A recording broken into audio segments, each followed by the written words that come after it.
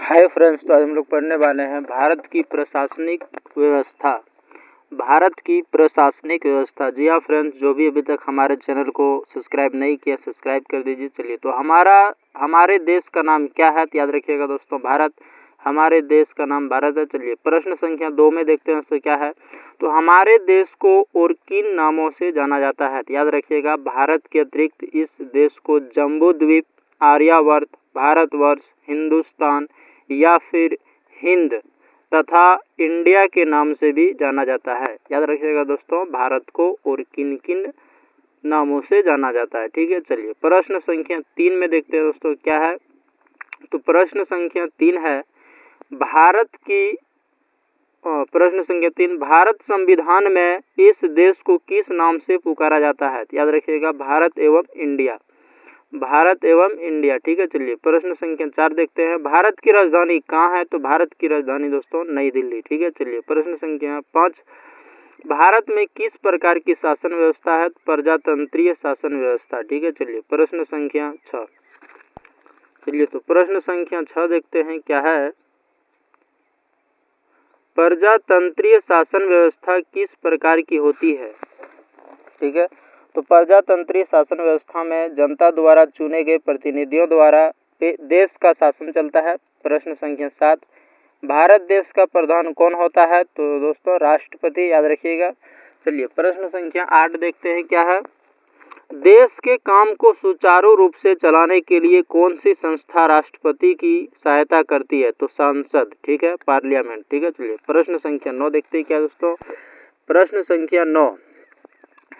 संख्या 9 है, संसद के मुख्य अंग कौन कौन से हैं? तो लोकसभा एवं राज्यसभा। याद रखिएगा, संसद के मुख्य अंग कौन कौन से हैं? तो लोकसभा एवं राज्यसभा। ठीक है, चलिए प्रश्न संख्या 10, लोकसभा क्या है? यह एक संस्था है जिसमें देश की जनता द्वारा चुने गए प्रतिनिधि आते हैं। ठीक है, चलिए 11, लोकसभा के सदस्य को क्या कहा जाता है? याद रखिएगा, लोकसभा के सदस्य को सांसद या फिर संसद सदस्य, मेंबर ऑफ पार्लियामेंट। ठीक है, जिसको हम लोग शॉर्ट में कहते हैं एमपी। ठीक है, एमपी, मेंबर ऑफ पार्लियामेंट। ठीक है, चलिए 12, प्रश्न संख्या 12 में देखते हैं क्या है दोस्तों। लोकसभा के सदस्यों की अधिकतम संख्या कितनी है? लोकसभा के सदस्यों की अधिकतम संख्या कितनी है? तो 552। याद रखिएगा, 552। ठीक है, चलिए प्रश्न संख्या 13। प्रश्न संख्या 13 देखेंगे फ्रेंड्स। राष्ट्रपति लोकसभा के कितने सदस्यों को मनोनीत करता है? तो 2। याद रखिएगा, 2। ठीक है, चलिए प्रश्न संख्या 14, राज्यसभा क्या है? तो राज्यसभा वह संस्था है जिसमें राज्यों से विधानसभा के सदस्यों द्वारा सदस्य चुनकर आते हैं। ठीक है, चलिए प्रश्न संख्या 15, राज्यसभा के सदस्य को क्या कहा जाता है? तो सांसद या फिर संसद सदस्य, एमपी। ठीक है, मेंबर ऑफ पार्लियामेंट। ठीक है, चलिए मेंबर ऑफ पार्लियामेंट, एमपी, सांसद या फिर संसद सदस्य। ठीक है, चलिए प्रश्न संख्या 16। प्रश्न संख्या 16 है कि राज्यसभा में सदस्यों की संख्या कितनी है? तो राज्यसभा में सदस्यों की कुल संख्या 250। ठीक है, चलिए प्रश्न संख्या 17।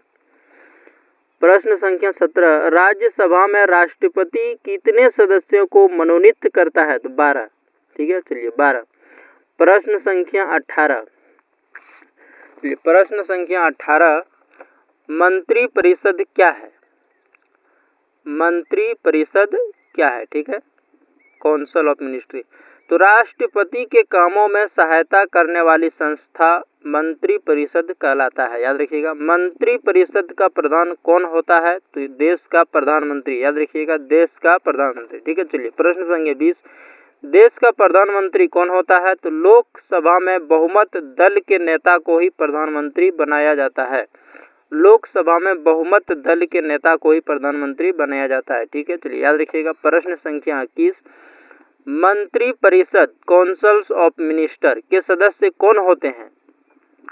तो मंत्री परिषद के सदस्य मंत्री कहलाते हैं तथा या लोकसभा या फिर राज्यसभा के सदस्य होते हैं। मंत्री परिषद के सदस्य मंत्री कहलाते हैं तथा यह लोकसभा या फिर राज्यसभा के सदस्य होते हैं। चलिए प्रश्न संख्या 22, लोकसभा का कार्यकाल है तो 5 वर्षों का और इससे पहले भी इसे भंग किया जा सकता है। ठीक है, चलिए प्रश्न संख्या 23। प्रश्न संख्या 23 देखेंगे, राज्यसभा का कार्यकाल कितने समय का होता है? 6 वर्षों का और यह अस्थायी सदन है। ठीक है, यह अस्थायी सदन है, याद रखिएगा। चलिए प्रश्न संख्या 24, राष्ट्रपति की अनुपस्थिति में उसका उत्तरदायित्व कौन संभालता है? तो उपराष्ट्रपति। ठीक है, राज्यसभा का सभापति कौन होता है? तो उपराष्ट्रपति, याद रखिएगा। चलिए प्रश्न संख्या 26। प्रश्न संख्या 26 है, प्रश्न संख्या 26 है, राष्ट्रपति का चुनाव कैसे होता है? तो लोकसभा, राज्यसभा तथा राज्यों के विधानसभा के सदस्य मिलकर राष्ट्रपति का चुनाव गुप्त मतदान द्वारा करते हैं। ठीक है, याद रखिएगा, गुप्त मतदान द्वारा करते हैं। किसका? तो राष्ट्रपति का। ठीक है, याद रखिएगा। चलिए प्रश्न संख्या 27 है, प्रश्न संख्या 27। प्रश्न संख्या 27, उपराष्ट्रपति का चुनाव कैसे होता है? उपराष्ट्रपति। ठीक है, उपराष्ट्रपति का चुनाव कैसे होता है? तो लोकसभा तथा राज्यसभा के सदस्य मिलकर देश के उपराष्ट्रपति का चुनाव करते हैं, याद रखिएगा। चलिए प्रश्न संख्या 28। प्रश्न संख्या 28 है, राष्ट्रपति का कार्यकाल किस अवधि का होता है? 5 वर्ष का। ठीक है, याद रखिएगा, 5 वर्ष का। चलिए प्रश्न संख्या 30। प्रश्न संख्या 30, राष्ट्रपति को कितना मासिक वेतन मिलता है? तो 5 लाख रुपये, 1 महीना का मासिक वेतन 5 लाख।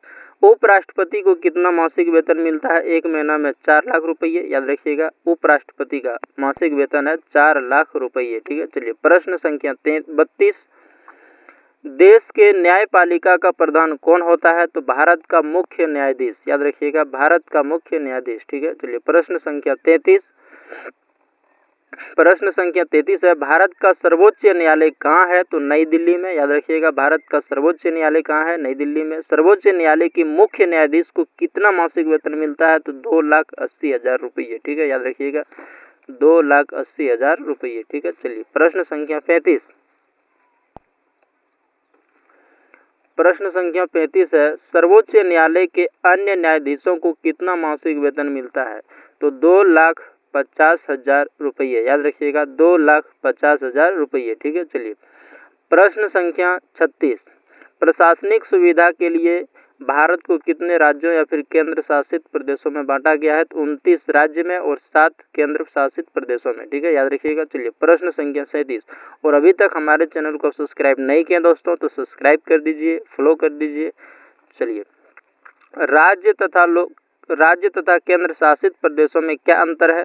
तो राज्य में शासन का काम राज्य की जनता द्वारा चुने हुए प्रतिनिधियों द्वारा होता है, किंतु केंद्र शासित प्रदेशों में भारत सरकार द्वारा शासन होता है। ठीक है, याद रखिएगा कि राज्य और केंद्र शासित प्रदेशों में क्या अंतर है। ठीक है, थैंक यू फ्रेंड्स, और हमारे चैनल को अभी तक आप सब्सक्राइब नहीं किए तो सब्सक्राइब कर दीजिए और अपने फ्रेंड्स को शेयर जरूर कीजिएगा। Thank you all of you.